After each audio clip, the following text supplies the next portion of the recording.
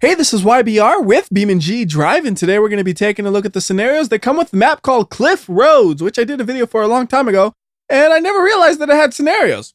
So the first one we're going to be doing is called Cliff Rhodes Emergency 1. And car got hit by falling rock. You have only 2 minutes to rescue the driver. The text here appears to be the same as before, so let's get started with this. And I'm noticing we got lights on, but no sirens. And yes, we can turn the sirens on so we can really terrorize the town as we go and save lives. We're going to be drifting the corners, blaring our sirens, being as loud as we possibly can, so any innocent person trying to have a conversation in their home, well, too bad. You don't get to have a conversation for like the 10 seconds that I drive by your house. And now I'm in the tunnel, so they don't probably hear me too well anymore. And this tunnel's kind of dark, so headlights on. High beams on even. Like, why high beams? Because I can. I'm an ambulance. You're going to question the ambulance's need for visibility? Maybe we're trying to find somebody who's hurt on the side of the road, which that's actually what we're trying to do. So we need the high beams as 8 other cars going in the opposite direction all crash because the high beams are blinding them. That is an acceptable cost. It's okay if other people crash as long as I do my job and save the person I want to save. We can send out other ambulances for the other car crashes. Surely that's the way everything works out, and I hope I wasn't supposed to try to climb that hill right there because that thing looked way too steep over on my left. I'm noticing we're about a minute in though, and it said we had 2 minutes. This guy's life is in some critical danger then, that's for sure. And that is checkpoint 5 out of 7, going a little bit too wide right there. So we only got 2 checkpoints left with 50 seconds. That sounds pretty probable, especially considering I already see the next one. If only we had nitrous to save lives. That's going to be the thing. Ambulance drivers throughout the country, they're going to have a new slogan. Nitrous to save lives, and they want all the ambulances equipped with nitrous. Because sometimes they need to get to the scene faster to save the lives, and, well, nitrous is a pretty cheap way to add power to their ambulances, at the cost of the engine probably eventually blowing up a little bit sooner. Alright, there's the dude I'm going to save. Are you okay, sir? I'll get this boulder off of your car real quickly. I'll also kind of dump your car into the ravine over here, but that's okay, right? The boulder is actually off of their car, at least. So I did my job. I said I was going to get the boulder off their car. It's off of their car. And we're upside down, so I don't know how much life-saving we can actually do in this situation. I guess we just stand on the roof and then try to do everything inverted and hopefully it works out. Anyways, on to the next scenario, which is called Cliff Rhodes Race 4. Why are we doing Race 4 first? Because it's just there in the list in that order. A hill climb race to the peak. Estimated time to complete, 4 minutes. Okay, so then, if the estimated time is 4 minutes, my goal should be 3 minutes and 59 seconds. No, actually, it should be 3 minutes and 45 seconds because that's just barely under the estimated time. I want to be a good amount under the estimated time. Although since it's a round number, it could be the average time is 4 minutes and 29 seconds, and then I'm saying I'm going to do it in 3 minutes and 45. Yeah, no, that's not going to happen. I would have to be blazing through this thing at world record paces if the average was 4 minutes and 29 seconds. And the way I'm driving, you can see I'm a little bit all over the place. That's kind of strategy in a way, though. I'm driving it where it's safe. It's not exactly super fast or anything, but it's safe and it's kind of fun to watch because I'm sliding all over the place. Because when you slide all over the place, it's a little bit easier to adjust your speed going in the corner so you don't accidentally crash into the wall when you overestimate or underestimate how tight a corner is. Like this one is actually a hairpin. I did not realize it was a hairpin until very late into the entry of the corner, and I was still able to slow down enough to not hit that wall. And we got one like this where it's like, I don't know exactly how tight it is, but I can see we can cut the corner really hard and make it through. Those corner cuts, those will probably be the death of me. I should not be cutting corners like that, yet here I am doing it anyways. Again, I kind of cut the corner right there too. There was like a little bit of my front right wheel is up in the air over the hill. Just for a split second, I don't know if you noticed that. And now we're bouncing again. This run looks like complete chaos, but at least it looks like we're going pretty fast, it feels like. That's funny to say, but it's true. It feels like this will look like I'm driving fast. I'm noticing something kind of interesting though on these more steeper corners like this one right here. You want to slow down so you don't crash into it, but then halfway through the corner you've sapped so much speed from the hill that you want to accelerate mid-corner. It just gives you these weird feeling corners where you kind of feel like you messed up, but I don't know how much faster I really could have gone even if I did it better. Oh, this looks like a pretty good corner. You gotta go left and then you gotta go right, and you want to go right as tight as you can, just like I did right there, because it's the left and right maneuver. You want to be like going through there almost straight if you can. And oh, there's another hairpin. Car kind of like, just for a second, it felt like it bogged down to the second gear when I wanted it in first. I feel like I could have gone through that a little bit faster if it was in first gear when it was still in second. Not big enough for me to change into manual mode, but I did notice the transmission betraying me just a little bit right there. I wonder if it'll do it again on this next hairpin, and ooh, I was way close to the edge of that mountain again. Oh, there you go. You could really see the bogging down. That thing needed a downshift a lot sooner than it did. It was still in like 3rd gear, and I'm punching it, and it's like, hold on, let me downshift a second, then first, then we go. That's why it took me so long to get through that corner, because I was just sitting there waiting for the car to shift. Now, this tunnel's a little bit frightening, because I don't know what's at the end of it, so it's like, when you see the exit, you just gotta slow down and hope it's not too tight. Ooh, it is pretty tight. It is pretty tight. There we go. Again, if it was in 1st gear, I could have popped out of that a little bit faster, I feel like, but it was in 2nd. Is this another hairpin? No, it's not. That's another hairpin. You can tell because that's signs. So let's cut the corner. Yeah, there we go. Oh, come on. Power. Yeah, okay. This transmission has officially betrayed me.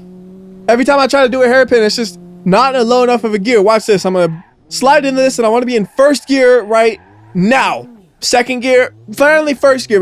But I had to like adjust mid-corner because I felt like the power wasn't going to kick on enough, because I wanted the power to come on so I could whip the back end out a little bit more to get it more aligned with the straightaway. I'm complaining too much. You know, WhyBeAre, if you're going to complain so much, why not just use manual mode? You know, I should. Or I could just compensate by driving like this, right into the corner where it's already in 1st, and then I don't have much to worry about. You notice the way I kind of slow down, let up to make sure it would downshift? The problem is when you brake really hard and kind of lock up the wheels, then it just holds the gear a little bit. So in a way, it is something you can control. And I think I just tapped that wall with the most gentlest of taps. It was such a gentle tap, you could have put a kitten on the wall right there, and it would have been pet, and it would have purred as you went by it because it was such a good pet. At least in my mind, that's what it felt like. You might look at the replay and it's different. Whoa. I don't like that. That was ugly. And I'm looking at the clock right now. It's a 4:14. So yeah, my dreams of a 3:45, that's not happening. We're about 30 seconds off of that pace. It was a good try though, I guess. It felt fun. Anyways, on to the next one, which is Cliff Rhodes Gravity Race 1. A race down the mountain without brakes. Estimated time to complete, 2 minutes. I can complete it a lot faster than 2 minutes. Check this out. We're going down the mountain. That's probably a disqualification, isn't it? You're probably not supposed to do that. Too late. We already did, and we're going to let it roll out or get stuck right there. I didn't expect to get stuck like that. Okay, anyways. As for the real attempt, let's go. Ready, go. Yeah, we're living it risky. We're going full speed ahead right here because I don't know what I'm doing. Okay, I probably shouldn't be doing that. Let's try to scroll off some speed. I'm just going to slide it all over the place, then go into some rocks. Oh, no. Wait. Yes, it slowed us down. That is a success. I had slowing the car down a little bit for the corner. I think maybe the 30 to 40 mile per hour range is the range I want to be in for these corners. It looks like they're pretty steep. And so I ain't got no way to slow down. They can be pretty scary. Steer in! Steer in! Oh my goodness. I think I damaged it a little bit when I hit those rocks because it did not want to go to the left that much. I just about fell off the mountain again. That time though, it would have been on accident.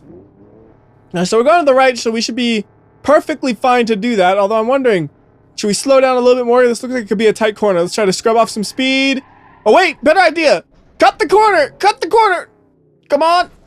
Hey, it worked. Now you just gotta go and whip it back. Keep on driving. See, not only did it get us through the checkpoint, it also slowed me down some so I could go. Oh goodness, I'm going 60 miles per hour. Slow down, you're going too fast. It's not gonna slow down. Like, I still hit the brakes and all that to try to slow it down. It's doing nothing. There is no brakes on this car. Somehow though, I am able to slow it down by just swerving all over the places you're seeing right there. You know, now that I think about it, this would be a lot easier if I had a car with a manual transmission because you could use the engine to slow yourself down. Anyways, that's the final checkpoint. So now we're really full speed ahead, 90 plus, almost 100 miles per hour maybe, into the barrier. And before we say success, let's take a look at the damage right there. Engine fell out. That side of the car, pretty ruined as well. Now, on to the next scenario, which I believe is number 2 of the one we just did. Yes, it is. And this might be the same one as last time because we're starting in the same spot and we're going in the same direction. Only difference is we have a pigeon now instead of a Legrand. And maybe I should take things a little bit slower with a pigeon, don't you think? Considering the first corner I almost tipped over and got completely wrecked. Yeah, you can't do what I was doing before. I was kind of sliding all over the place to slow it down. That's basically impossible because if you try to do that, you'll just tip over. So you gotta do it where you just corner hard like that. I guess you can do it, but you gotta be real careful about the tipping. Like you see, I'm trying to do it here and it's just tip, tip, tip, tip, tip. So be super careful about that. I wish the engine would downshift some. There we go. I got it to downshift with force. When you downshift, it makes it a little bit easier to keep the speed low, because when I left off the throttle, you see it actually decelerates some, even though this is a slight decline in altitude. Usually you'd be accelerating in that situation, but I have the engine able to slow me down a bit. No, we're bouncing a bit. Keep it steady, keep it steady. All right, we're good. Although I probably want to do like a 360 right here to try to slow it down for this corner, because I don't know how tight it is actually since I cheated it last time. Go nice and slow. Oh, didn't need to slow it down that much. Oh, that was weird. The engine stalled out mid-spin, so I couldn't 360 and keep driving. Like I tried to put down power and it's like, wait, the car's restarting. All right. We probably should not be going this fast again. Like I'm saying that every time, but it's working out great. So maybe, yeah, it's totally fine to go this fast. We're doing great here. No, this is too fast. This is definitely too fast. How you doing, Pigeon? Can you drive? Hey, it still drives. We're going to make it to the finish then. Well, we have one more corner before that, so let's not celebrate quite yet. Let's make sure we can get around this thing. And we're good. We got around that with some speed. We were going like 40 miles per hour in a Pigeon on a 90-degree corner with some hills on both sides. That's impressive. And all the way to the finish, can it probably reach 90 miles per hour just like we did with the Legrand, and up, that probably kills the Pigeon. No, wait. Actually, that didn't kill it, did it? This thing still wants to drive. I have no idea how it's managing to do that, but it is. Unfortunately, I don't have much steering, so it just kind of blends in with this other destroyed car over here, but that's still impressive, the fact that it can even put down power after that. That's a lot of damage. Anyways, on to the next one, which is Off-Road Course 3. An off-road course through the forest and dangerous hills. Estimated time to complete, 3 minutes. So will I make it under 3 minutes? I would say there's probably about a 50% chance that I do, because so far that's about what it's been, I think. I think I've done 2 or 3 successfully under the time frame, and then 2 or 3 not under the time frame. So let's see how this one goes. Usually I can do off-roading pretty fast because I do things stupidly and dangerously, like you see right here. Although we could be doing it stupidly-er and dangerously-er if we lock the differentials, because the way I off-road, I almost always want the differentials locked, because it just makes things a little bit easier for me, because I don't have to worry about which wheels are touching the ground. As long as one's touching the ground, we got power. Ooh, I see a possible shortcut here. All right, here we go. This is gonna work great. Yes. No. Well. No. Yes. I don't know if we actually saved any time, but we did drive a slightly shorter distance. So I consider that a win. Like, to me, that's a lot of fun. When you're doing an off-roading thing and then you have like an off-roadier part that's a shortcut, that's kind of fun to do. What's not so fun is this right here, where if you make a little mistake, you're going to fall off the cliff. I do not like this at all. Also, if you make a little bit of mistake to the other side, you'll probably break an axle because the way these rocks are jutting out like that. So you got to be real slow and careful through here, like I'm trying to do right here. Apparently, yeah, slow and careful is about 30 miles per hour. No, no, no, no, no, no, no! Okay, my heart rate just jumped about 20 beats per minute right there, because I thought for certain I was going to be rolling down that hill. That was frightening. All right, I got to take a breath. All right, we're good, we're good. So we're about halfway through the time frame, and we are at checkpoint 6 out of 11. So I think there is a good chance, a very good chance, we'll get this thing done in under 3 minutes, thanks to my probably a little too reckless driving. You know, like right there, I cut the corner just a little bit. Was it necessary? No, but I did it anyways.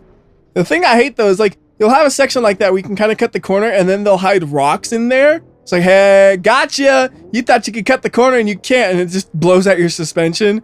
And I can't even be mad, because it's like, yeah, well, I probably shouldn't have been driving there. That was me being lazy, trying to take advantage of things. This downhill, I'm a little scared, because this thing is very top-heavy. I know that if I start going too fast through here, it'll tip over. So I'm trying to keep it nice and slow. And I see the next spot. It doesn't look like there's a real path to it, so we just kind of make our own through here as we bounce all over the place. Like, I could definitely be doing this faster. I just don't feel safe doing it faster. And it looks like we're going to make it in the time frame unless something terrible happens here, because the next checkpoint is right up there. Oh, wait, there are 2 checkpoints left. I thought there was 10. There's 11. Oh, no, I'm not going to make it now. I think we got it still. I think we got it. Just slowing it down a little bit. Oh, yeah, we're good. Can we flip it at the end? Let's see. Oh, we crashed it, but we didn't flip it. There's the flip. Haha. I knew I could flip it if I tried hard enough. The nice thing about this car is usually you can flip it back upright with the right methodology. There we go. See, we're back on our wheels. Then we can flip it again, right? Let's see. Nope. Oh, we just seesawed it. Like, we have actually almost completely seesawed, and apparently I didn't have both the differentials locked this whole time and I didn't even notice it. That's terrible. So yeah, this thing's actually immobilized. I think we broke the rear drive shaft and I wasn't paying attention to the text. So anyways, let's go ahead and do the final scenario that we're going to do in this video, because there are a lot of scenarios for Cliff Rhodes. So I'm going to split it into 2 videos. And again, the order of things is literally just the order sorted by date, which is probably not the best way of doing things, but it gives you a good variety per video. Like, we did a little bit of off-roading, we did some emergency saving people, we did some racing, we did some gravity racing. Like, that's why I did them in date order, because it gives you a good variety per video. So this is a race from the peak to the port. Watch out for falling rocks. Estimated time to complete, 3 minutes. And for this, we're driving an ETK K-Series, and you know what that means. Turn the stability control off to have any fun. Because if you have the stability control on, it says no fun sliding allowed. Like that right there, the way I just went through that corner, that would not have happened if the stability control was on full. Sport mode though, sport mode allows you to have fun and just kind of keeps you in line a little bit when you slide a bit too far. It's the perfect amount of stability control as far as I'm concerned. And this is the same route we did before, it looks like, except it's longer. It's 15 checkpoints. The first time we did it was only like 7. And by the first time, I mean the one we did it where we had no brakes. And what is this? Oh my goodness. Okay, so it looks like rocks will fall from the sky. And I guess we gotta avoid them then. This is a little bit different. That makes me wonder though, is this really going to be a race, or is it more going to be, I have to dodge the rocks and not get hit by them? Like, how many rocks could it have? That's my question there. Can there be enough rocks where I have to dodge them the whole way, or is it just going to be like that one spot and maybe one more? That's what I'm a little bit curious about. And again, thank goodness for no stability control, because we're sliding and doing these nice looking corners. At least I think they look nice when you slide around them like this. Well, maybe not like that. That one could have definitely been faster. I know, it says you're supposed to do it in 3 minutes, and I'm over here sliding all over the place, having a good time instead of racing fast. But you know what? I'm having fun sliding all over the place and trying to not hit any rocks. And I think because I was driving slower, the rocks already fell by the time I got there. So that was an unexpected convenience we had right there to be able to avoid the rocks like that. In the end, sliding all over the place does have its benefits. You just got to figure out exactly what they are, because I don't know what they actually are until it actually happens. Whoa, slow it down, slow it down. Get out of the dirt. There we go. And we got to slow it way down for here. So yeah, we're doing the exact same route we did though when we had the car with no brakes. And that last checkpoint, I barely touched it. I'm really glad that the checkpoints are lenient there, so you can kind of go into the dirt and still pick up the checkpoints. You have to backtrack, because it's always annoying when that happens, when you're just outside the checkpoint and then you got to redo it. And this tunnel is too dark. Headlights go on. And yeah, of course we go all the way to high beams, as you saw. Oh no, there's more rocks. Oh, that's not good. How's it drive? How's it drive? Mostly straight, it looks like still. No! Wow. That was scary. The rock literally bounced off the ground a few feet in front of me and went into the air, and I drove under it. Oh my goodness. And that was a big rock. And I was right under it. If that rock hit me, I was done for. So we're about halfway through the checkpoints. We're halfway off the road. And we're over halfway on the time. We're 2 minutes in and it was supposed to take 3 minutes. So I don't think we're going to get the estimated 3 minutes. We're going to be a little bit over that. Maybe like a 3:30, I would guess. Because we're at 9 out of 15 on the checkpoints now. It's kind of unfortunate, but I blame the rocks. Having to avoid those rocks really slowed me down. And one of them I didn't even avoid. It just straight up hit me. And it was super unexpected. Like, if I did another run of this, I know where the rocks are, at least so I could hopefully avoid them. Although I feel like there could be more rocks at any moment now. Like, there could be just 2 parts, there could be a 3rd part coming up, I don't know, and I'm a little bit frightened of just randomly getting crushed. Like, right around this corner, look, there's a big mountain. You see big mountain, rocks can fall off it. There are rocks! Wow, I knew it! I knew there'd be more rocks! Alright, we're good though, I could sneak on through them. Ooh, my goodness! I saw the shadow of the rock coming down on me. I did not know how high up it was. And it was just a few feet from me again when it hit the ground. That was another near miss that just about destroyed my car. This has been one lucky run, that's for sure. The way I'm just barely dodging all of these rocks, except for the one I didn't dodge. That was not lucky. I guess it's just kind of making up for things. I was unlucky on one, and then I was lucky on the others. Only got 2 checkpoints left. I better not hit a rock now. Well, cut in the corner. No, don't roll. No. Oh, come on. Yes. Woo-hoo-hoo. I thought I was going to lose, and there was just those 2 checkpoints left. That would have sucked. So there you go. There's a completion in 3 minutes and 37 seconds. And now I'm safe from the falling rocks. They can't get me anymore. I'm protected by the roof of the boat. Woo! Anyways, that'll do it for this video. Check out part 2 whenever it comes out. And until then, this has been WhyBeAre. I'll see ya.